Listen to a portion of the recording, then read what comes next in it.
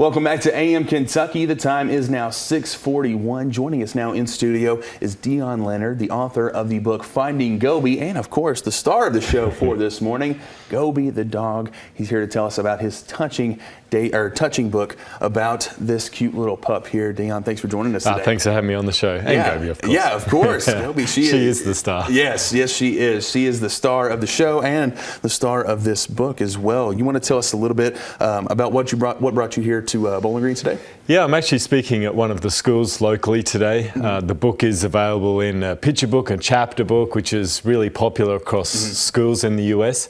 So we are fortunate enough to go around to visit schools, share our story with children, and share the amazing journey as to how I met this little dog running a race across the desert in China. Yeah, if you don't mind to elaborate on that. I was researching and kind of reading about the book, and it just sounds super awesome, just how you two came to be.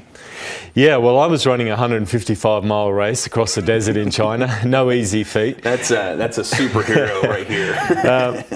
And Gobi was a stray dog living out in the desert. During the week-long race, we became friends throughout the week.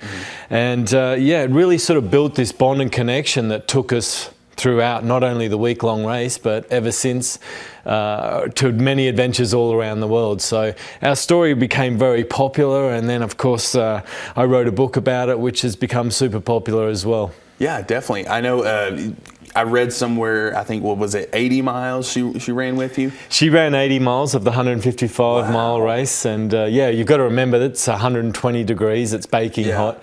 It's very tough conditions in the Gobi, so we don't know why she was out there, what she was doing there, and for her to join in the race was unbelievable. That is amazing. I don't know many humans that can run 8 miles, let alone a dog running 80. That is an amazing feat for sure.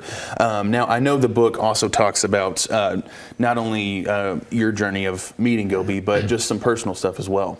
Yeah, I had a really difficult sort of childhood, and became overweight at one point, big drinker and smoker, and I never looked like an ultra marathon runner, that's for sure. So I got into running to sort of lose some weight, and turned out I was pretty good at it. So maybe that was the path that was meant for me then, to of course go to the Gobi Desert race and find this little pup. So yeah, meeting her changed not only her life, but of course my life forever as well. So that's sort of part of the journey, and the story that we share as well is that there's hope for everyone out there, and you never know where life can take you by, of course, being kind to animals as well. Yeah, and she is so well behaved. I think I heard her bark maybe one time. That's because I kind of surprised her when I walked into the green room to get you guys earlier. But man, she has just been so well behaved, and she is a cute pup. That's for sure. She is.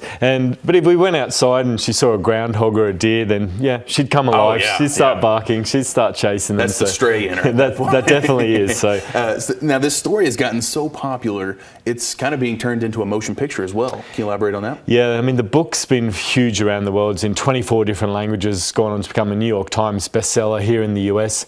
And then Hollywood read the book and were like, hey, this is such an amazing story. We couldn't have written this.